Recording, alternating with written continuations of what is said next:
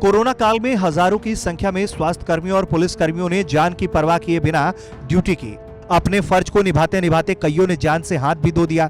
ऐसे योद्धाओं के लिए सरकार ने भारी मुआवजे का ऐलान किया था, जिससे उन शहीदों के परिवार को थोड़ी राहत मिल सके।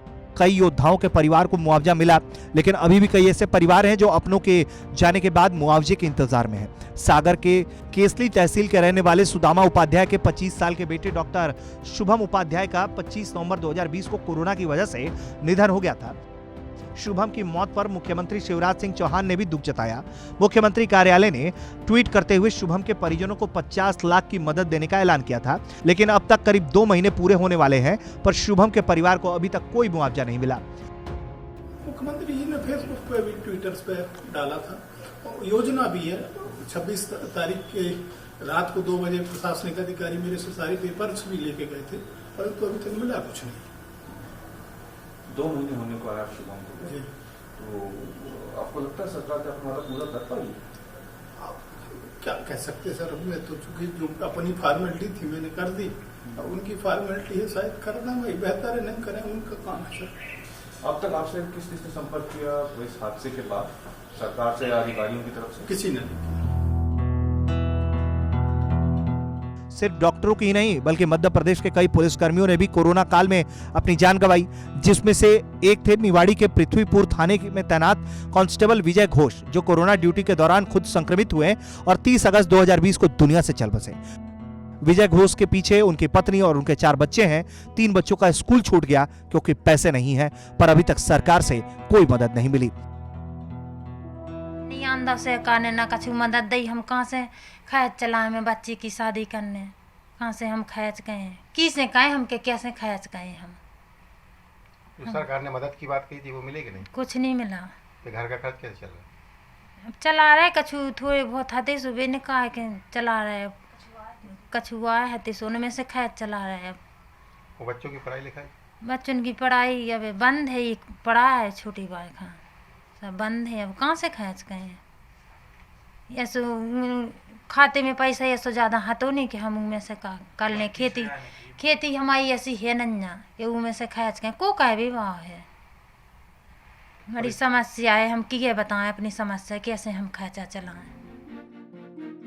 इन लोगों की समस्या को लेकर जब हमने स्वास्थ्य मंत्री डॉक्टर प्रभुराम चौधरी से बात की तो उन्होंने क्या कुछ कहा है, जरा सुनिए।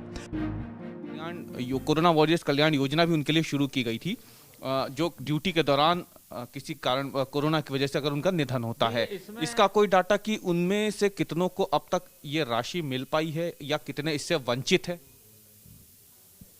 सहायता की हम बात करें तो 3 प्रकार की सहायता लोगों को दी जाती है। एक तो जो भारत सरकार की योजना है आपदा प्रबंधन, डिजास्टर मैनेजमेंट, उसके माध्यम से जो दी जाती है। दूसरा हमारे मुख्यमंत्री जी ने जो कोरोना वॉरियर्स के लिए घोषणा की थी उसके माध्यम से, और तीसरा जो आरबीसी 64 एक्ट के अंतर्गत लोगों को सहायता दी जाती है। अभी मेरे पास एग्जैक्ट फिगर नहीं है, और लेकिन ये इस तरीके की सहायता हम लोगों को करते हैं। कई ऐसे कोरोना वॉरियर्स के परिजन हैं सर, उनका कहना है कि सरकार ने वादा तो किया था लेकिन उन्हें अभी तक सहायता मिली नहीं है। नहीं, इंतजार कर रहे हैं। सरकार ने जो वादा किया था वो सरकार पूरा कर रही है और करेगी आगे भी। कितना समय लगेगा? अब तो जैसे हम अगर सागर के शुभम उपाध्याय की बात करते हैं तो 2 महीने करीब होने को आए, जिसमें कहा गया था कि हम 50 लाख रुपए सरकार उन्हें देगी परिजनों को, लेकिन आज तक नहीं मिले हैं। अब इसकी जानकारी मैं आपको लेकर बता दूंगा। वहीं गृह मंत्री नरोत्तम मिश्रा की माने तो मुख्यमंत्री कोविड-19 योद्धा कल्याण योजना के तहत जुलाई 2020 तक 20 लोगों के परिजनों को 10 करोड़ रुपए की राशि मुहैया कराई जा चुकी है। कैबिनेट के अंदर ये फैसला भी किया गया कि जो हमारे कोविड योद्धा कल्याण योजना है, उस कोविड योद्धा कल्याण योजना में अभी तक केंद्र ने तो वैसे लागू की थी कि बीमा योजना इनके लिए लागू होगी, लेकिन राज्य सरकार ने और आगे जाकर माननीय मुख्यमंत्री जी ने उस समय ये तय किया था कि हमारे अगर किसी शासकीय कर्मचारी की मृत्यु सेवा के दरमियान हो जाती है, कोविड का काम करते में, और वो कोविड से मर जाता है, तो उसे तत्काल 50 लाख रुपए की हम सहायता देंगे। ऐसी सहायता अभी तक 20 लोगों को 10 करोड़ रुपया मध्य प्रदेश में दी जा चुकी है। कोरोना योद्धाओं के परिजनों को लंबे समय तक आर्थिक मदद नहीं मिलने पर कांग्रेस ने सवाल खड़े किए हैं और कोरोना वॉरियर्स के साथ इससे सरकार का धोखा बताया है। अकेले ये शुभम का मामला नहीं है, प्रदेश भर में सारे कोरोना वॉरियर्स के पास कहीं ना कहीं कोई शिकायत है। बहुत सारे लोगों को ये पैसा नहीं दिया गया जो दिया जाना चाहिए था।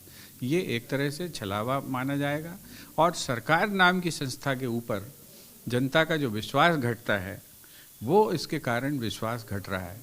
एक और मैं बात आपसे कहना चाहता हूँ कि बहुत सारे जो पैरामेडिकल स्टाफ है, बहुत सारा जो है मेडिकल स्टाफ है, इनकी जो है आउटसोर्सिंग के नाम पर नियुक्ति की गई कोरोना से लड़ाई लड़ने के लिए। अतिरेक में 4-5 हज़ार ऐसे कर्मचारी और चिकित्सक हैं जिनकी भर्ती हुई, जिन्हें महीनों से आपने वेतन नहीं दिया। क्या एक जो उत्तरदायी सरकार है उसका यही काम होना चाहिए?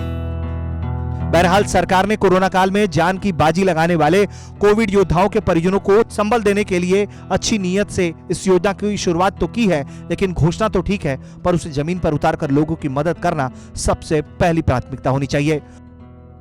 सुधीर जैन के साथ रवीश पाल सिंह, MP तक।